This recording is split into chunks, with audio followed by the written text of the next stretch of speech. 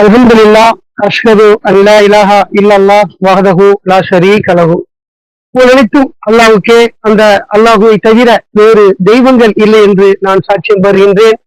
நாம் வழிபடக்கூடிய அந்த அல்லாஹ் ஒருவராகவும் தனித்தவராகவும் இணைகள் அற்றவராகவும் ஏகோபித்த அதிகாரத்திற்கு உரிமை உள்ள ஒருவராகவும் இருக்கின்றார். அத்தகைய நம்முடைய மகத்தான இரட்சகரை இங்கே நாம் நினைவுகூறுவதற்காக, அவரை புகழ்வதற்காக, அவர் புகழ் பாடுவதற்காக, அவரை துதிப்பதற்காக, அவரை வழிபடுவதற்காக, அவருடைய வார்த்தைகளில் இருந்து கற்றுக்கொள்வதற்காக இந்த வலைதள வகுப்பிலே நாம் அனைவரும் ஒன்று குழுமிருக்கின்றோம். அவரை மட்டும் கடவுளாக அடையாளம் கண்டவர்களாக அல்லாஹ் நம்மை ஆக்கி வைத்திருக்கின்றார். அந்த வகையில நாம மிகவும் பாக்கியவான்களாக அதிர்ஷ்டத்தர்களாக இருக்கின்றோம். அல்லாஹ்வுடைய வளமான வார்த்தைகள் 114 அத்தியாயங்களை கொண்டதாகவும் 6346 வசனங்களை கொண்டதாகவும் உள்ளது. அதை நாம தொடர்ச்சியா பல வசனங்களை பார்த்துட்டு வரோம். அந்த வரிசையில் இன்னைக்கு நாம சூரா அல் அன்ஆம் கால்நடைகள் அப்படின்னு ஒரு தலைப்புல ஒரு சூரா சொல்லியிருக்காங்க. இன்ஷா அல்லாஹ் 136 கடவுளின் வாழ்வாதாரங்களை துஷ்பிரயோகம் செய்து தலை போட்டு ஒரு வசனம் இருக்குது. எல்லாருமே படிங்க அந்த வசனத்தை. இன்ஷா அல்லாஹ் ஒவ்வொருத்தரும் ஒரு அண்டர்ஸ்டாண்டிங் வரும். அதுல உங்களுக்கு என்ன புரியுது அப்படிங்கிறத கிரகிச்சுக்கிறீங்க. நம்மளும் படிப்போம். கடவுள் எதை நமக்கு கற்றுத்தர நாடுகிறாரோ அதை நம்ம கற்றுக்கொள்வோம் இன்ஷா அல்லாஹ்.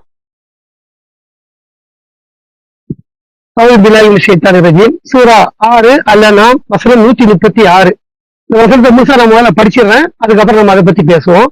அவுது பில்லாஹி மினஷ் ஷைத்தானிர் ரஜீம். இந்த பங்கு கடவுளுக்கு உரியது அவருடைய கூற்றுக்களின்படி, மேலும் இந்த பங்கு நம்முடைய தெய்வங்களுக்கு உரியது என்றும் கூறியவாறு கடவுளின் வாழ்வாதாரங்களான பயிர்கள் மற்றும் கால்நடைகளில் ஒரு பங்கை அவர்கள் ஒதுக்கியும் வைக்கின்றனர்.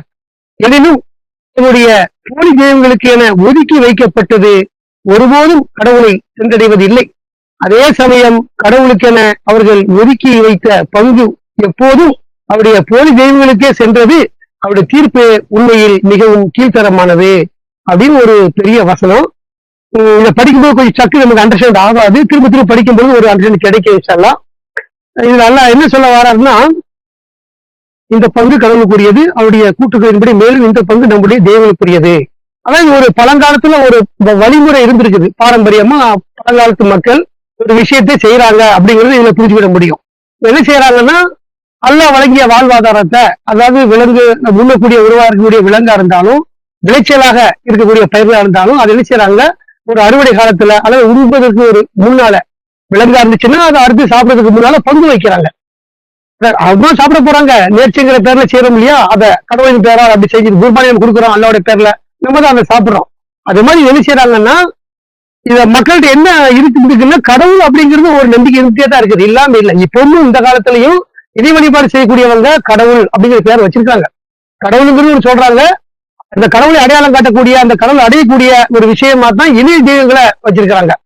நம்ம ஊர்லயே அந்த இன்றைய காலத்துல நம்ம பார்க்க முடியாத விஷயங்களை, கடவுளுக்கு படைக்கிறத அப்படின்னு சொல்லிட்டு, கடவுள் தெய்வங்களுக்கு படைக்கிறோம், எங்களுடைய குல தெய்வத்துக்கு நாங்க இது பண்றோம், கிடா வெட்டுறோம் அப்படிங்கிறத சொல்றாங்க இல்லையா.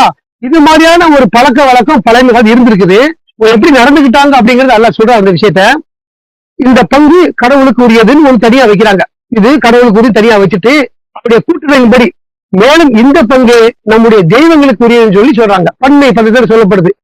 ஒரு விவசாயம் அப்படின்னாக்கா கடவுளுக்கு அந்த பயிர்களை ஒரு பங்கு வைக்கிறாங்க.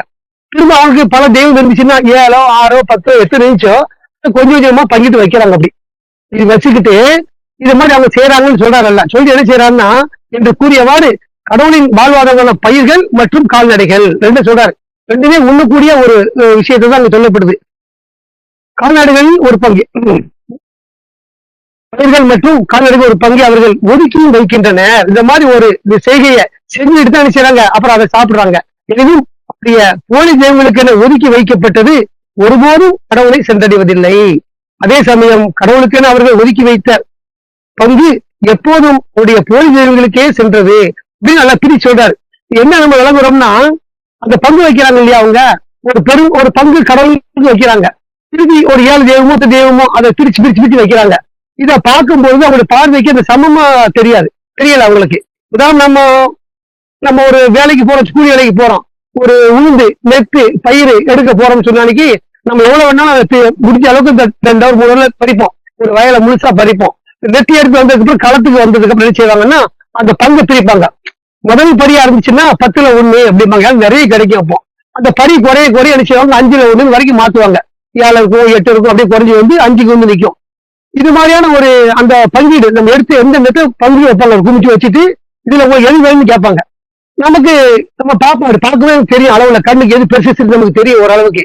நம்ம எதை கணிப்போம், அதை கணிச்சு செய்வோம். அது பெரிய பங்கு போய் இது எனக்கு வேணும் சொன்னோம்னா அதை நம்ம எடுக்க சொல்லிட்டு மிச்சம் எல்லாம் அந்த ஓனர் எடுத்துக்குவாங்க. இது நம்ம காலத்துல பழைய இருந்த ஒரு விஷயம். இப்ப பங்கிடும் பொழுது அந்த வித்தியாசத்தை நம்மளால உணர முடியும். வெறும் சும்மா கைகாலி வைக்கிறது, இடம் போடுறது கிடையாது. கைகளால பங்கு வைக்கிறது, அந்த பங்குல வித்தியாசம் நம்மள பார்க்க முடியும். ஆனா இப்ப அப்படி இல்லை. இப்ப 10ல் 1 கிடையாது. இப்ப பறிக்கிறது தான் 10ல் ஓனருக்கு 1 தான். பறிக்கிறது 8 கேள்விப்படுறோம். இப்ப அந்த விஷயங்கள்லாம் காலங்கள்லாம் மாறி போச்சு. வேலைக்கு ஆள் இல்ல, பயிர் செய்ய ஆள் இல்ல. அப்படி போட்டோம்னாக்கா 10ல் 8 எடுத்தவருக்கு 2 தான் ஓனருக்கு அப்படிங்கிற மாதிரி ஆயிப்போச்சு. ஏன்னா அந்த பயிர்களுக்கு நிறைய செலவு கிடையாது. இந்த மாதிரியான இந்த பயிர் மொச்சை இதுக்கெல்லாம் இந்த பனி காலத்துல, டிசம்பர் மாதத்துல, குளிர்காலத்துல அதுக்கு போதுமான அந்த தண்ணியே போதுமானது. அது தண்ணியை எதுவுமே செய்ய வேண்டாம், வெறும் நடவு. அந்த விதையை போட்டோம்னாக்க செடி வந்துடும். அந்த 2-3 மாசத்துலயே பறி வந்துடும், அது முடிஞ்சிடும். அதுக்கு பிரத்யேகமா எதுவும் செலவு பண்றது இல்லை. அறுவடை நெல் அறுத்துட்டோம்னா அந்த வயல் சும்மா தான் கிடக்கும். ஜஸ்ட் ஒரு தண்ணி மட்டும் பாய்ச்சிட்டு விதையை பாரி விட்டு பண்றதுனால வரத லாபம் சொல்லி சும்மா இருக்க வேண்டாம். அடுத்த பூ மலைக்கு வரைக்கும் வெயிட் பண்றதுக்கு இடையில இந்த விஷயம் செய்வாங்க. அப்புறம் என்ன விஷயம்னா, இந்த பங்கை பொறுத்த வரைக்கும் நம்ம பாக்குறோம், அதை நம்ம என்னன்னு தேர்ந்தெடுக்கிறோம், நம்ம கணிக்கிற சிறுசு பெருசுன்னு. இதைத்தான் அங்க அவங்க செய்யறாங்க. இணைஜீவங்களுக்கு இந்த பங்கு வச்சுட்டு பாக்குறாங்க, அளவு சரியில்லை, இது முன்ன பின்ன இருக்குது அப்படின்னா என்ன செய்யணும், அந்த 7 பங்கு வச்சிருந்தாங்கன்னா அதுல இருந்து பண்ணணும் இல்லையா? இப்படி செய்ய மாட்டேங்கிறாங்க. அது அநியாயமான பங்கு நல்லா சொல்றாரு. என்ன செய்யறாங்க, கடவுளுக்கு முதல்ல வச்சாங்க தெரியுமா, அதுல இருந்து கொஞ்சம் எடுத்து நிரப்புறாங்க. இதை கொண்டு போய் எது குறைவா தெரியுதோ அதை கொண்டு போய் அது நிரப்புறாங்க. எதுக்கு, இறை வழிபாடு செய்யக்கூடிய அந்த தெய்வங்களுக்கு பங்கிடும் போது 2ல கம்மியா இருக்குதா, இது கொஞ்சம் எடுத்து அதுல போட்டுக்கிறது, இதுல எடுத்து போடுறது. அதே சமயம் இவ்வளவு பங்கு பிரம்மாண்டமா இருக்கும்போது கடவுளுக்கு குறையா இருக்கும் பொழுது இதுல இருந்து ஒருபோது ஒரு செய்வதில்லைன்னு சொல்றாரு. விளங்குதா? இதுதான் அந்த வசனம். இது அநியாயமான பங்கீடுங்கிறத சொல்றாரு. உங்களை எல்லாம் புரிஞ்சுன்னு நினைக்கிறேன். நான் படிச்ச வரைக்கும் எனக்கு அது புரிஞ்சதை நான் சொல்றேன். இதை பத்தி விரிவா பார்ப்பேன் இன்ஷா. இதுதான் இந்த பழங்காலத்துல இருந்திருக்க ஒரு விஷயம், சம்பவம். இதை எப்படி செய்யறாங்க, தங்கள் தெய்வங்களுக்கு பங்கு வச்சதுல இருந்து கடவுளுடைய பங்கு எடுத்து பங்கிடுறாங்க தவிர, நான் இறுதியில் உள்ள பங்கை ஒருபோது கடவுளுக்கு அவங்க வைக்கிறது இல்ல, செலுத்துறது இல்ல அப்படிங்கறத இங்க சொல்றாரு. இந்த பங்கை பற்றி எல்லாம் சொல்லும்போது மிக கேவலமான ஒரு பங்கீடுங்கிறது அந்த வசனம் கடைசியார் சொல்றாரு. அவருடைய தீர்ப்பு உண்மையில் மிகவும் கீழ்த்தரமானது அப்படின்னு சொல்லி சொல்றாரு. இது மாதிரியான சம்பவங்கள் நம்ம காலத்துல நம்ம என்ன பண்றோம் அப்படிங்கிறதுக்கு ஒரு உதாரணம் தான் நீ சொல்றாரு. எல்லா காலத்திலயும் இந்த விஷயம் இருக்கும். இது பழங்காலத்துல இருந்திருந்தாலும் நாம இப்ப என்ன செய்யறோம், மக்கள் என்ன செஞ்சுட்டு இருக்காங்க அப்படிங்கிறத பத்தி நம்ம பார்ப்போம் இன்ஷா அல்லாஹ். ஓகே, இது உங்களுக்கு படிச்ச வரைக்கும் ஓரளவு தெளிவாக நினைக்கிறேன். திரும்ப படிப்படமோ அவருடைய விஷயத்தால இந்த பங்கு கடவுளுக்கு உரியது. அவருடைய கூட்டுகையின்படி, அவருடைய இந்த மாதிரி கருத்துப்படி மேலும் இந்த பங்கு நம்முடைய தெய்வங்களுக்கு உரியது என்றும் கூறியவாறு கடவுளின் வாழ்வாதாரங்களை, கடவுளின் வாழ்வாதாரம்னாலே அது கடவுள் கொடுத்ததுதான் நம்மளுக்கு எல்லாமே இல்லையா? அவருடைய வாழ்வாதாரங்களை அவருக்கு நாம அர்ப்பணிக்காம அவருடைய அறிஞர்களுக்கு அர்ப்பணிப்பது எந்த வகையில நியாயம் அப்படிங்கறது ஒரு கேள்வியா இருக்குது. எல்லாமே அல்லாஹ் படிச்சது.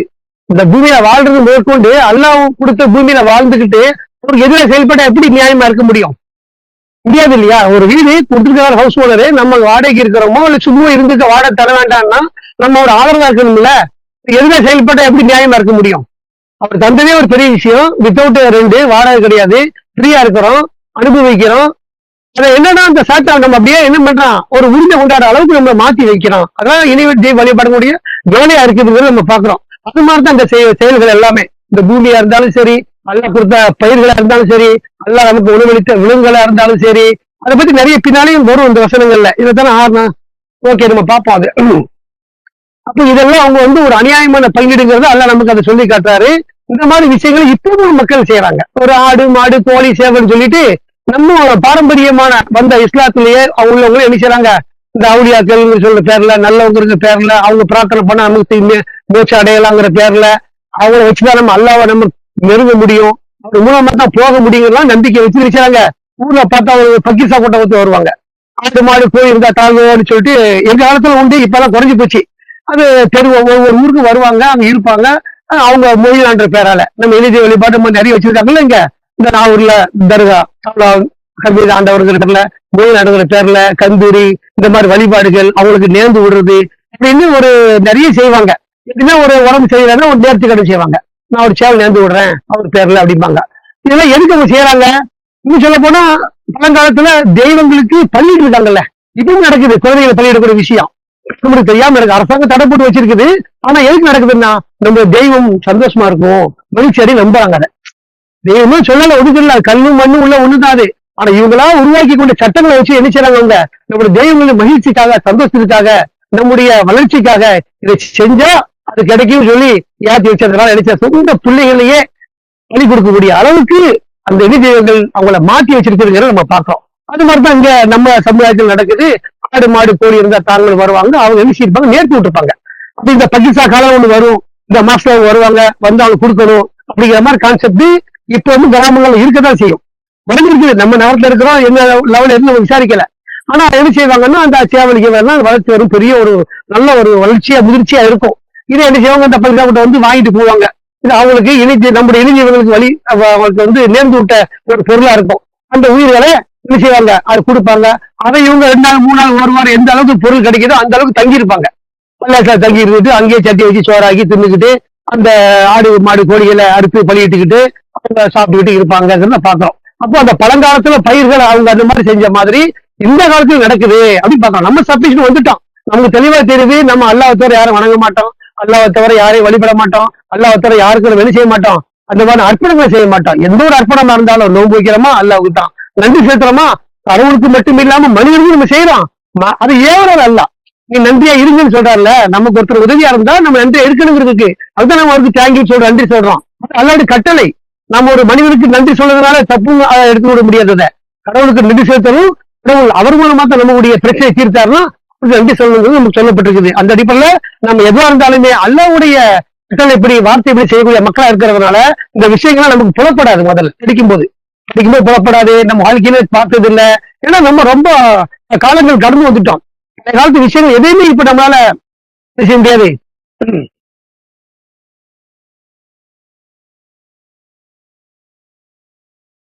அதை புரிய முடியாது. எந்த அளவுக்கு சொன்னானிக்கு எல்லாமே ரொம்ப எளிமையா ஈஸியா ஆகி போச்சு இல்லையா. அவங்கள வந்து அதை கொஞ்சம் நினைச்சு பாக்குறதோ, அசை போடுறதோ, கேள்வி போடுறதோ நமக்கு கொஞ்சம் வித்தியாசமா தெரியும். இப்படிதான் இருக்குதா சமுதாயம் கேட்பாங்க. நம்ம பேசுறோம் இப்போ நம்ம ஒரு 50 வயசுக்கு மேல உள்ளவங்களுக்கு இதெல்லாம் தெரியும். 50 வயசு தாண்டி இருக்கவங்க எல்லாருக்குமே இந்த விஷயம் தெரியும். ஆனா 20 வயசு பிள்ளைங்களுக்கு தெரியுமானா அது தெரியாது, 30 வயசு தெரியுமா அது தெரியாது, சொல்ல முடியாது நம்மளால. அந்த மாதிரி இருந்ததுங்கிறது உண்மை, நம்ம பார்த்துங்கிறத சொல்றோம். அந்த அடிப்படையில பழங்காலத்துல உள்ள சம்பிரத காஸ்தாங்கள் எல்லாம் இப்பவும் இருக்கத்தான் செய்யுது. அந்த விஷயங்கள் நாம தூரமா இருக்கிறோம், நமக்கு புலப்படலாம். ஆனா அது இப்பவும் இருக்குதுன்னா அதை கண்டிக்கக்கூடிய வகையில இருக்குது. நாம அதை செய்யக்கூடாது. நம்ம கூட திரும்ப வந்து போகக்கூடிய வாய்ப்பு வந்துடலாம். நம்ம இதுவே நினைச்சிருப்போம், நம்மளால சொல்ல முடியாது. அல்ல நான்கு நம்ம இந்த சப்மிஷன் இருக்க முடியுமான்னு சொல்ல முடியாது. அதான் பிரார்த்தனை பண்ணிட்டே இருக்கிறோம். நம்முடைய உள்ளங்களுக்கு வழங்கிட்ட பின்னால எங்களை திருப்பி இருக்கக்கூடாது, ஏன்னா கொடையாளர் இருக்கிறாரு கேட்டு இருக்கு சொல்றாரு இந்த பிரார்த்தனைய. நம்பிக்கை கொண்டதுக்கு பிறண்டக்கூடாதுன்னு சொல்லி அதை கேட்கக்கூடிய காலத்துல வெளி செய்ய மாட்டோம், அது பிறண்டு போயிட மாட்டோம். அதே சமயத்துல அதை நாம கேட்காம விட்டோம் சொன்னாலும் நமக்கே அந்த வாய்ப்பு வந்துடும். இந்த இணை வழிபாடு செய்யக்கூடிய வாய்ப்பு, இந்த அர்ப்பணம் செய்யக்கூடிய வாய்ப்பு எல்லாம் வந்துடும். அது நல்லா நம்ம காக்கணும். ஆக இந்த இடத்துல பழங்காலத்தில் இருக்கிற மாதிரியே இப்ப இருக்கிறாங்கிறது உண்மையா இருக்குது. அதுல நாம தவிர்த்து கொண்டு நம்ம பிரார்த்தனையோடு இருக்கிறத கற்றுக்கொள்றோம். ஆக மேலும் வாழ்வாதார பயிர்கள் மற்றும் கால்நடைகளின் ஒரு பங்கு அவர்கள் ஒதுக்கி வைக்கின்றன. எனினும் அவருடைய போலி தெய்வங்களுக்கென ஒதுக்கி வைக்கப்பட்டது ஒருபோதும் கடவுளை சென்றடைவதில்லை அப்படிங்கிற. கடவுளுக்கு முதல் சொன்ன அந்த வார்த்தை தான். கடவுளுக்காக ஒரு பங்கு வச்சிருக்கிறாங்கன்னா ஒரு போதும் நினைவா வைக்கிறது இல்லை. இந்த பார்க்கும்பொழுது கடவுளை பத்தி ஒண்ணு பெரிய அதை விட உங்க இணைய வழிபாடுதான் முக்கியமா இருக்குது. கடவுளை பத்தி ஒண்ணு பெருசா கிடையாது. நடைமுறையே பாக்குறோம்.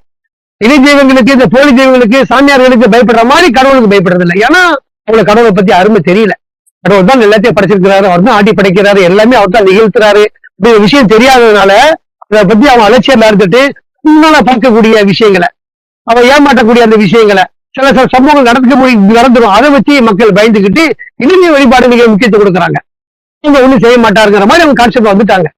அப்படி அதாவது என்ன செய்யறாங்க, இந்த வச்ச பங்குல இருந்து ஒருபோதும் கடவுளுக்கு அவங்க வைப்பதில்லைன்னு சொல்றாங்க. ஒதுக்கி வைக்கப்பட்டது ஒருபோதும் கடவுளை சென்றடைவதில்லை. அதே சமயத்துல இவங்களுக்கென அவர்கள் ஒதுக்கி வைத்த பங்கு எப்போதும் அவருடைய போலி தெய்வங்களுக்கே சென்றதுங்கிற. கடவுளுக்காக ஒதுக்கி பகவான வைக்கிறாங்கல்ல, அதுல இருந்து பிரிச்சு இங்க வைக்கிறாங்க அப்படிங்கறத இதுல சொல்றாரு. இது நான் விளங்கி கொண்டது ஒண்ணு, மற்றவங்களும் படிச்சு உங்களுக்கு என்ன புரிஞ்சுங்கன்னு சொல்லலாம் இன்ஷா அல்லாஹ். சரியா? அதுக்கு அடுத்தபடியா எப்போதும் அவருடைய போலி தெய்வங்களுக்கே சென்றது அவருடைய இது மாதிரியான ஒரு தீர்ப்பு உண்மையில் கீழ்த்தரமானதுங்கிறார். கீழ்த்தரமா எந்த அளவுக்கு ஒரு அல்லாஹ்வுடைய படைச்சது, அல்லாஹ்வுடைய வாழ்வாதாரம், அல்லாவுடைய எல்லாமே அவருடைய உடம்பு உட்பட, அவங்களுடைய செயல் உட்பட, பார்வை இதெல்லாமே அல்லாஹ் கொடுத்தா இருக்குது. ஆனா அவன் அர்ப்பணித்து செய்யறதெல்லாம் அவருடைய போலி தெய்வங்களுக்கு அப்படிங்கிறார். போலி தெய்வங்களை அவங்க வச்சிருக்கிறாங்க. இது எல்லா காலத்திலும் இருந்துட்டு இருக்குது, எல்லா வகையிலும் இருக்குது. அதாவது சிலை வழிபாடு மட்டும் இல்லாம அது போலி வழிபாடு என்ன அப்படின்னு சொன்னாலும் இது மாதிரி சிலை வழிபாடு மட்டும் இல்ல. நாம எதையெல்லாம் கடவுளுக்கு சமமாக கருதுகின்றோமோ அது எல்லாம் இணை வழிபாடு தான். உதாரணமா சொல்ல போறோம்னா அல்லாவுடைய சட்டத்தை நம்ம பின்பற்றுவோம் சொன்னா நாம அல்லா வழிபடுறோம். அல்லா அல்லாத சட்டங்களை பின்பற்றுவதா இருந்தா அல்லா அல்லாத இன்னொன்று நம்ம பின்பற்றுறோம். அது அந்த புத்தகத்தை எழுதுவா இருந்தாலும் சரி, சொல்லுவாரா இருந்தாலும் சரி, ஏதாவது தகவலை சொன்னாலோ இருந்தாலும் சரி, அவங்களுடைய சட்டங்களை உருவாக்குறாங்கல்ல. இந்த அதுக்கு அடுத்த வசனங்கள்லாம் வருது பாருங்க. அந்த விலங்குகளை பத்தி எல்லாம் வரும். அது சில நம்ம முன்னே படிச்சு இருக்கும். அதுல அதாவது அந்த வயிற்றுல உள்ளது வந்து இது குறிப்பிட்ட நபருக்கும்பாங்க. சிலைகளை வந்து சவாரி செய்யக்கூடாது அப்படிம்பாங்க. இதுல சவாரி அவங்க திங்கக்கூடியதையே சவாரி செய்யாமே பயன்படுத்துவாங்கலாம் நிறைய வசனம் இந்த 6லயே வரும். நம்ம பாப்பாக்கூடிய காலத்துல இந்த வசனம் இதைத்தான் விளக்குது அப்படிங்கிறத நம்ம புரிஞ்சிருக்கிறோம். மேற்கொண்டு அல்ல நமக்கு வழிகாட்ட போதுமானது அதை நம்ம புரிஞ்சுக்கிடுவோம். இதுல மேற்கொண்டு சொல்ல விஷயம் என்ன, இணை வழிபாடை பத்தி அல்ல நம்ம சொல்றாரு. இணை வழிபாடுங்கிறது மன்னிக்கப்பட முடியாத ஒரு குற்றமா இருக்குது.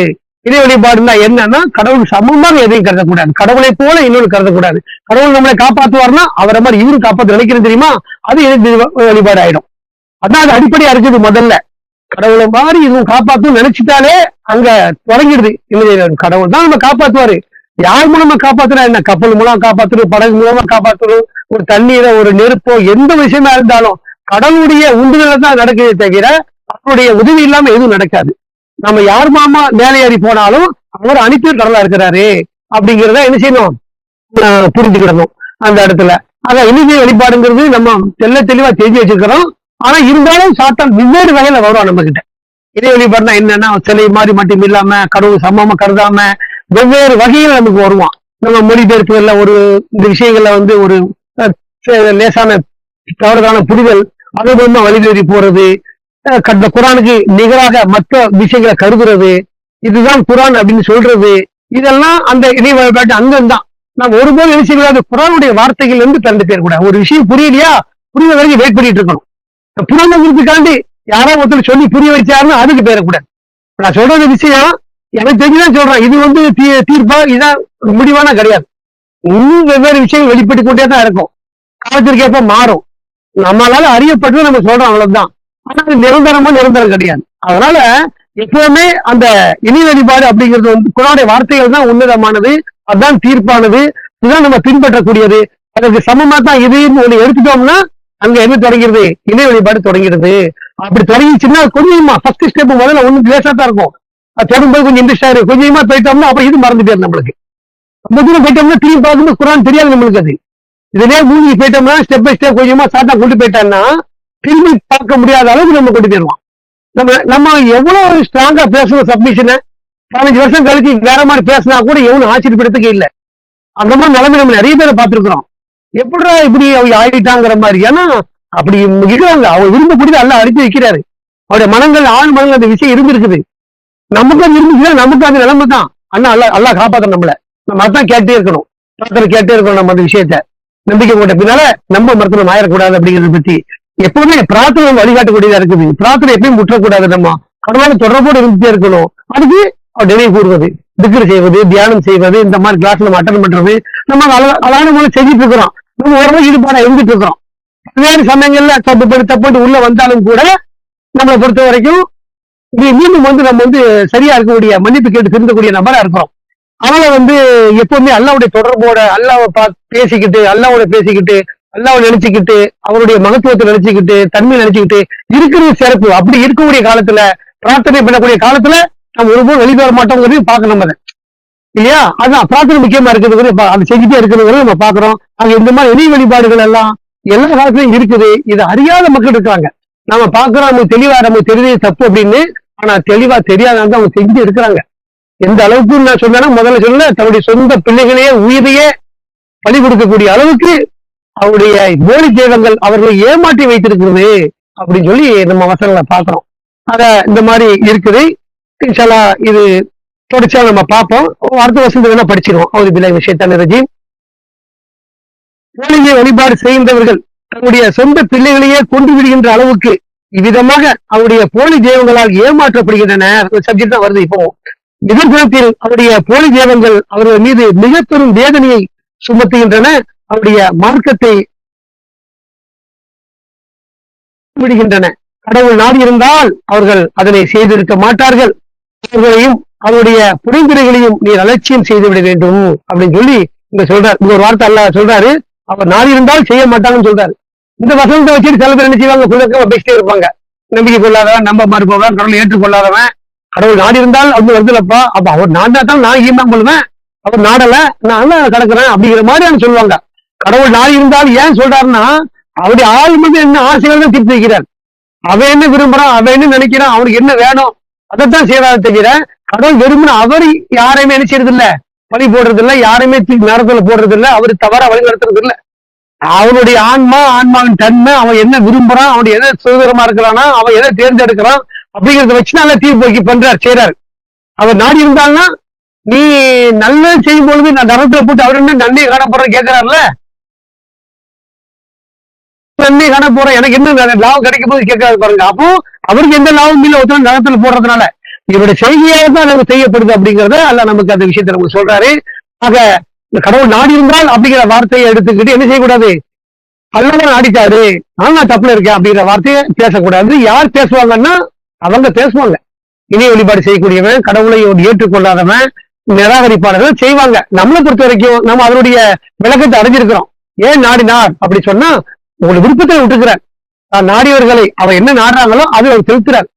நாடியவர்களை வகையால் தவறான வழியில் விட்டு விடுகிறார். அவன் தவறான வழியில் தேர்ந்தெடுத்தால் அதை விட்டு விடுவார். அவருடைய விஷயம் அதுவா இருக்கு நம்ம பாக்குறோம். ஆக இந்த 137 போலிய வழிபாடு செய்கின்றவர்கள் தங்களுடைய சொந்த பிள்ளைகளையே கொண்டு விடுகின்ற அளவுக்கு, யாராவது பிள்ளையை கொள்வாங்களா? நம்ம போன வாரம் பேசணும், பிள்ளையை விட்டு பேசும்போது சொந்த பிள்ளையை நம்ம மிஸ் பண்ணிட்டா எவ்வளவு வருத்தப்படுவோம் அப்படிங்கிற மாதிரி நம்ம பேசுறோம் இல்லையா? மிஸ் பண்ணா வருத்தப்படுறோமே, யார் கொலை செய்வா? அந்த மாதிரி மனோபாவம் உள்ளவன், அப்படி உள்ள மனோபாவம் உள்ளவன் அந்த அளவுக்கு மாத்துறது எதுன்னா தாத்தா மாத்துறான், போலி மாத்துதுங்கிறத நமக்கு கற்றுக் கொடுக்குறாங்க. அது நம்ம அதோட நம்ம தூரமா இருக்கிறோம். முட்டுமுறை நம்ம தூரமா இருக்கணுங்கிறது நம்ம பிரார்த்தனை பண்ணிக்கிறோம். அத அவருடைய போலி தேவங்கள் மீது மிக பெரும் வேதனையை சுமத்துகின்றன. அப்படி இந்த மாதிரி செய்யறதுனால அவங்க சந்தோஷம் கிடையாது, மிகப்பெரிய வேதனையை அந்த தெய்வங்கள் இவர்கள் மீது சுமத்துகின்றன. அவருடைய மார்க்கத்தை அவர்கள் குலத்தையும் விடுகின்றன. எப்பவுமே மார்க்கத்தை தெளிவா இருக்கணும், குழப்பம் விடாங்கிறாங்க. எந்த ஒரு விஷயமே நம்ம கேள்விப்படும்போது லேசா குழப்பம் இருக்கும், ஆனா குழப்பத்துக்கு அப்புறம் தெளிவு கிடைக்கும். ஒரு தண்ணியில ஒரு மணல் கலந்துருக்குன்னா ஒரு குழப்பம் கிடைக்கும், குழம்பு நல்லா இருக்கும். ஆனா கொஞ்சம் கழிச்சு என்னாவும் ஈர்ப்பால மண்டியெல்லாம் கீழே வந்துடும், மேல தெளிவு கிடைக்கும். குழப்பம் வந்து நம்ம என்ன திரும்ப செய்யறோம், இது கேட்க குழப்பமா இருக்கு, நம்ம வந்து வெளியே போயிடணும், தூரமா போயிடணும். இது கேட்கும் போது குழப்பமா இருக்குது, இது சரி கிடையாது அப்படின்னு போறாங்க. அதுதான் தப்பு. எல்லாருமே நீங்க சப்மிஷனை கேள்விப்படுறாங்க, குரான் மட்டும் மார்க்கம் சொன்னோன்னு ஃபர்ஸ்ட் குழப்பம் வருது அவங்களுக்கு. இந்த குழப்பம் வந்து என்ன செய்யறாங்கன்னா, இது குழப்பமா இருக்குது, இது வந்து குழப்பம் இருக்குது அப்படின்னு சொல்லிட்டு அதை விட்டு அவங்க திரும்பி வாங்கிடுறாங்க. ஆனா குழப்பத்துக்கு பிறகு தெளிவு கிடைக்கும் அப்படிங்கிறது நாம கற்று வச்சிருக்கிறோம். நம்மளும் குழப்பத்து இருந்தோம், நிறைய குழப்பத்து இருந்தோம். அது குழப்பத்துக்கு அப்புறம் தெளிவு அடைஞ்சதுக்கு அப்புறம் தான் நம்ம இது உள்ள வந்து பார்த்ததுக்கு அப்புறம் நம்ம வந்த பாதை ரொம்ப தவறா இருக்குது அப்படிங்கிறத நம்ம அறிஞ்சுக்கிட்டோம். அந்த அடிப்படையில மார்க்கத்தை அவர் குழப்பிட்டாங்கன்னா அப்ப குழப்பத்தான் இருக்கிறாங்க. அவங்களை பொறுத்த வரைக்கும் எழுதி வழிபாடு செய்யக்கூடியவங்க தெளிவுல இல்ல, மார்க்கத்தை குழப்பி வச்சிருக்கிறாங்க. அவங்களே சட்டத்தை ஏற்ற மாதிரி மனோ இச்சையை பின்பற்றுற மாதிரி எல்லாம் அவங்க செய்யறாங்க அப்படிங்கிறது அல்ல அங்க சொல்றாரு. இதெல்லாம் அவங்களுக்கு எதை வேதனையை சுமத்தக்கூடிய ஒரு காரியமா இருக்கு. அதுக்கப்புறம் இந்த வசனம் வந்து கடவுள் நாடி இருந்தால் அவங்க அதை செய்திருக்க மாட்டாங்க, அவங்க செஞ்சிருக்க மாட்டாங்க.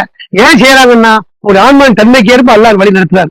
அவர்களையும் அவருடைய புரிந்துரைகளையும் நீர் அலட்சியம் செய்ய வேண்டும் அப்படிங்கிறார். அவங்க சொல்றது எல்லாமே புரிந்துரைகள் தான், எல்லாம் யூகம் தான்.